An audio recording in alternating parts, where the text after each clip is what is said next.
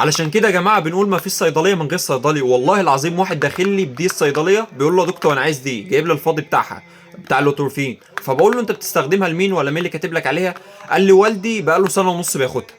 انتوا متخيلين الكارثه؟ بقى له سنه ونص بياخد اللوتورفين، محدش اخد باله خالص في خلال السنه ونص ده هو داخل يكرر منه اللوتورفين، انه ينبهه على المعلومه وانه يقول له اللوتورفين ما ينفعش تستخدمه بعد كام يوم. محدش خد باله. ممكن ما يكونش حد خد باله، لان غالبا لو واحد مساعد اللي واقف في الصيدليه ممكن ما يكونش عارف المعلومه اصلا. هي بالنسبه للصيدلي بسيطه، بس هو ممكن ما يكونش عارف المعلومه. انتوا متخيلين يا جماعه ان هو كده بمعنى صح ادمنها وهتعمل كوارث عنده. انا مش عارف اقول ايه، بس بالله عليكم بالله عليكم اتقوا الله في المهنه دي واتقوا الله في الناس دي يا جماعه. يا جماعه دور الصيدلي مهم جدا جدا، مش في انه يصرف الدواء او مش انه يطلع روشته، في انه يوعي الناس يا جماعه، في انه يدي الناس استشاره يا جماعه. مش عارف اقول ايه والله، بس